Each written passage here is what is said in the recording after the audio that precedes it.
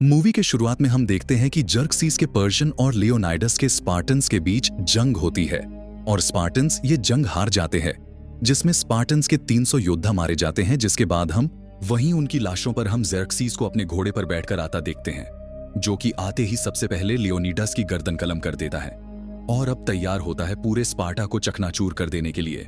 मगर वहीं उनका जवाब देने के लिए लियोनिडास की बीवी गोर्गो भी तैयार थी। और अब यहां से कहानी 10 साल पीछे जाती है, जहां हमें पता चलता है कि इस सब की शुरुआत कहां से हुई थी। आज से 10 सालों पहले एथेनियंस और पर्शियंस के बीच में एक घमासान युद्ध हुआ, जहां पर एथेनियंस को लीड कर रहा था थेमिस्टोक्लीस, वहीं पर पर्शियंस को लीड कर रहा था डेरियस। थेमिस्टोक्लीस की आर्मी ने उनके ऊपर ऐसा हमला किया कि ना तो उन्हें अपने हथियार निकालने तक का टाइम मिला और ना ही अपनी टीम को बचाने तक का। बहुत ही चालाकी और फुर्ती के साथ में थेमिस्टोक्लीस ने डेरियस की पूरी फौज को निस्त नाबूद कर दिया।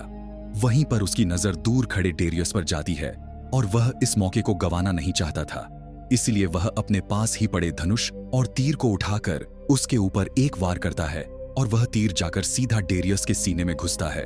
मगर यह उसकी सबसे बड़ी गलती थी, क्योंकि डेरियस के पीछे उसका बेटा खड़ा था जेरक्सीस। और आज भी थेमिस्टोक्लीस सोचता था कि काश मैंने वो तीर डेरियस को न मारकर सीधा जेरक्सीस के सीने में उतार दिया होता। जिसके बाद में समय आगे बढ़ता है और हम पर्शियंस राज को देख पाते हैं। यहाँ पर डेरियस घायल पड़ा होता है और वहीं पर उससे मिलने के लिए उसकी सबसे काबिल योद्धा, जिसका नाम होता है आर्टेमिसिया, उससे मिलने के लिए आती है और वो वहां जेरक्सीस को रोता पाती है। तो कहती है कि अगर तुम्हें अपनी पिता के मौत का बदला लेना है तो तुम्हें एक देवता के रूप में पुनर्जन्म लेना पड़ेगा। मगर जेरक्सीस तो एक छोटा लड़का था, वह इस वक्त जंग के लिए तैयार नहीं था।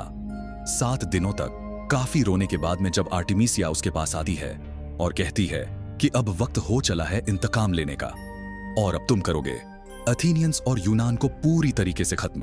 जिसके बाद तो आर्टेमिसिया अपने पूरे राज्य के अंदर दूर दूर से जादूगर फकीरों और तांत्रिकों को बुलाकर नई नई योजनाएं बनाती है और भेज देती है जेरक्सीस को सुनसान रेगिस्तान में माइलों दूर, जहां पर कई दिनों तक बिना भूख प्यास पानी के चलता जाता है जेरक्सीस, और अंत में जाकर एक ऐसी गुफा में पहुंचता है जहां पर काली शक्तियां और ताकत वाले तांत्रिक बैठे थे, जिनकी भूख इंसानी खाना नहीं बल्कि इंसानी रूह थी। वहां पर जेरक्सीस ने जाकर अपने आप को पूरी तरीके से उनके हवाले कर दिया और फिर उन्हीं के पानी में से निकला एक नया मेहरबान देवता, जिसे ना तो कोई हरा सकता था और ना ही कोई मार सकता था। और अब इस वक्त की जेरक्सीस के शरीर के अंदर कोई भी पुराना इंसानी अंग नहीं बचा था। उसमें अब रूहानी ताकतें आ चुकी थीं। अब कहीं पर्शियंस यूनानियों पर हमला करने से मना न कर दे। इसलिए आर्टेमिसिया ने पर्शियंस, जो कि वफादार थे जेरक्सीस के, उसके आने से पहले ही उन सभी को खत्म कर दिया ताकि उनके हमले में कोई रुकावट न बने। उसके बाद में उसने जेरक्सीस के दिमाग में यूनानियों के खिलाफ जहर घोल दिया। जिसके बाद जेरक्सीस ने अपनी लाखों की सेना के सामने ये ऐलान कर दिया कि अब यूनानी उनके पैरों के तले कुचल दिए जाएंगे। आर्टेमिसिया को खुद यूनानी बिल्कुल पसंद नहीं थे, क्योंकि यह बात आज से 20 साल पुरानी थी, जब वह एक छोटी बच्ची थी जो कि यूनान में ही पैदा हुई थी। मगर वहां के कुछ सैनिकों ने उसके परिवार का बलात्कार किया, हर एक को जान से मार दिया और कई महीनों तक उसका भी शोषण किया। और जब वह पूरी तरीके से खत्म हो गई तो उसे मरने के लिए यूनान की सड़कों पर छोड़ दिया। तभी वहां पर एक फारस के तलवारबाज की नजर उस पर पड़ गई, जिसने उसको सहारा दिया, उसे हर तालीम दी तलवार चलाने की और साथ ही सारे जंगी हथियारों को चलाने की। और अब तो आर्टेमिसिया एक आम लड़की से एक शानदार योद्धा बन चुकी थी। यह आदमी फारस का दूत था। आर्टेमिसिया अपनी कला, अपने ज्ञान में इतनी अव्वल थी कि उसके सामने कोई भी योद्धा नहीं टिक पाता था। और यहां तक कि उसके हाथों ने कई सारे राजाओं के सरों को उड़ाकर डेरियस को पेश करा। और यही रीजन था कि डेरियस के कबीले में आर्टेमिसिया की काफी ऊपर इज्जत थी।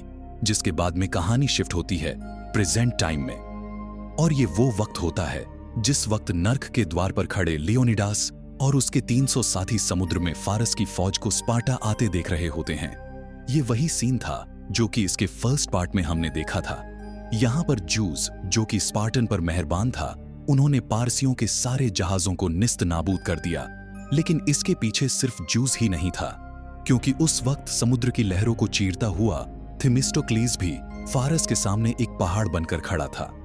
वह जानता था कि फारसियों के जहाज सामने से ज्यादा मजबूत है, मगर बीच में से नहीं, इसीलिए उसने एक ऐसी स्ट्रेटजी बनाई कि घूम कर जाकर उसने उनके जहाज के बीच में वार किया और उनके सारे जहाजों को तिनका तिनका करके समुद्र में डुबा दिया। इन कुछ ही एथेनियंस ने इतने सारे फारसियों का मनोबल तोड़कर रख दिया था। इन सभी को लीड कर रही थी आर्टेमिशिया। वो ये बात तो जान गई थी कि सामने जो खड़ा है यानी कि थेमिस्टोक्लिस, ये वही शख्स था जिसने कि मेरे राजा डारियस के सीने में तीर उतारा था। वो दुश्मन तो था ही साथ वो एक काबिल सरदार भी था।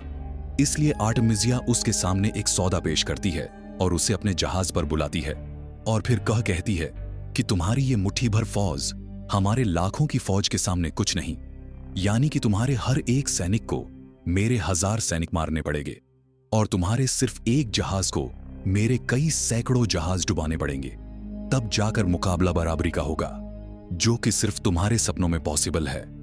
मैं इस जंग का रुख पलट के रख सकती हूं अगर तुम मेरे साथ हो जाओ। थेमिस्टोक्लिस को रिझाने के लिए आर्टेमिसिया अपना जिस्म तक उसे दे देती है।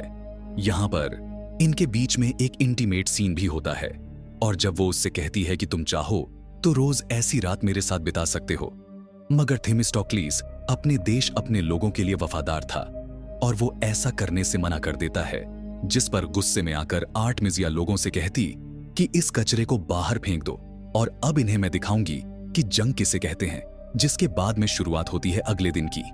और यहां पर आर्टेमिसिया ने अपना एक ऐसा जहाज इस जंग में उतारा होता है जिसके अंदर टार भरा होता है।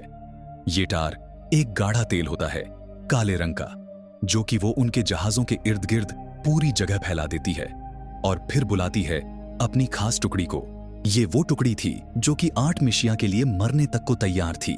जहां पर इनका एक सैनिक सीधा चलते हुए थेमिस्टोक्लिस के जहाज तक पहुंच जाता है और वहीं दूर खड़ी आर्टेमिसिया अपने तीर कमान की मदद से उसके पीठ पर बंधी टोकरी को एक तीर मारती है, जिससे वहां पर एक जोरदार का ब्लास्ट होता है और थेमिस्टोक्लिस के साथ साथ उसका पूरा जहाज भी पानी के अंदर तिनकों की तरह बिखर जाता है।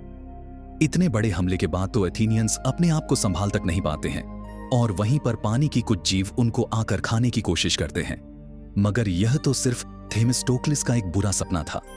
मगर जब उसने आंखें खोलकर देखा तो उसकी सेना के कई लोग जान से मारे गए थे। अब जहां एक तरफ तो पानी में थेमिस्टोक्लिस आर्टेमिसिया को चुनौती दे रहा था, वहीं पर दूसरी तरफ नर्क के द्वार पर लियोनाइडस सीधा ज़ेर्क्सिस को चुनौती दे रहा था। मगर लाखों के सामने 300 की फौज कहां तक टिक पाती और ज़ेर्क्सिस ये जंग जीत जाता है। वहां पर वो इफियल्टीस को बुलाकर कहता है कि जाकर थेमिस्टोक्लिस को बता दो कि यूनान को अब मेरे कदमों तले कुचलने से कोई नहीं बचा सकता। जिसके बाद में इफियल्टीस सीधा जाकर थेमिस्टोक्लिस से मिलता है और कहता है कि मेरे मेहरबान राजा ज़ेर्क्सिस ने मुझे तुमसे मुलाकात करने के लिए भेजा है। उनकी फौज के सामने तुम नहीं टिक पाओगे। तो थेमिस्टोक्लिस कहता है कि तू वही गद्दार है न कोबड़े, जिसने कि लियोनाइडस को हराने के लिए सीधा एक्सरक्स से हाथ मिला लिया। एक बार भी अपने लोगों, अपने देश और अपनी मिट्टी के बारे में नहीं सोचा। मैं चाहूं तो तुझे अभी खत्म कर सकता हूं, मगर मैं तुझे खत्म करूंगा, नहीं जाकर बता दे ज़ेर्क्सिस तेरे मेहरबान राजा को कि हम आ रहे हैं। उसकी उल्टी गिनती शुरू। हालांकि यहां पर थेमिस्टोक्लिस के दिल और मन में गुस्सा तो जरूर था, मगर जंग जीतने के लिए सैनिकों की भी जरूरत होती है। इसलिए उसके पास कम सैनिक थे, तो वो मदद मांगने के लिए सीधा गोर्गो के पास जाता है और कहता है कि मुझे तुम्हारी मदद की जरूरत है। 300 स्पार्टन जिसने कि ज़ेर्क्सिस के खिलाफ जंग लड़ी, वो सिर्फ जंगी योद्धा ही नहीं बल्कि एक शहीद थे और हम उन शहीदों की कुर्बानी जाया नहीं जाने दे सकते। इसलिए मैं चाहता हूं कि तुम मेरी मदद करो, मुझे अपनी सेना दो, जितनी हो सकते हैं उतने जहाज दो। मैं जाकर ज़ेर्क्सिस से इन सब का बदला लूंगा और यूनान को जीत दिलवाऊंगा।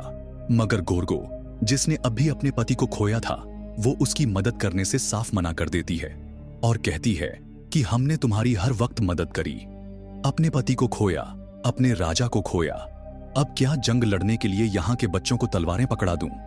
मैं तुम्हारे लिए अपनी खैरियत चाहते हो तो यहां से चले जाओ। थेमिस्टोक्लिस उससे मांगना तो बहुत कुछ चाहता था, मगर वो रानी को कुछ कह नहीं पाता और वहीं पर वो लियोनाइडस की उस तलवार को रख देता है जिसने कि ज़ेर्क्सिस के खिलाफ एक शानदार जंग लड़ी थी। और जाते वक्त सिर्फ इतना कह के जाता है कि रानी इंतकाम लो, अपने बदले का। मीनवाइल हम ज़ेर्क्सिस को देख पाते हैं जो कि अब एथेंस को पूरी तरीके से राख करके मजे से बैठा होता है।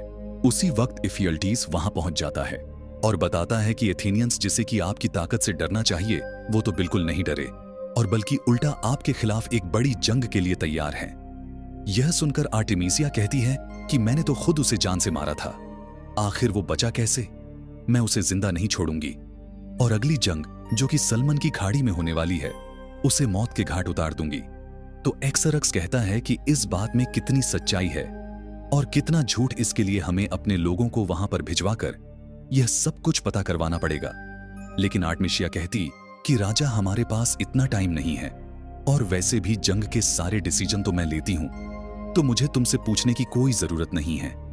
इस बात पर तो जर्कसीस को गुस्सा आ जाता है और वो उसे खींच के चांटा दे देता है, जिस पर तो आर्टेमिसिया को और ज्यादा गुस्सा आ जाता है और वो कहती है कि सिर्फ मेरी हिफाजत में बैठकर जंग के मजे लो राजा, ये जंग तो मैं जीत कर रहूंगी। जिसके बाद आता है इस कहानी का one of the best scene, जहां पर थेमिस्टोक्लीस की सिर्फ 6 जहाज अपने चंद सैनिकों के साथ में लाखों की फौज से लड़ने के लिए निकल पड़ते हैं, बिना डरे कि वो हमें जान से मार देंगे या नहीं, बिना कुछ सोचे कि हम ये जंग जीत पाएंगे या नहीं।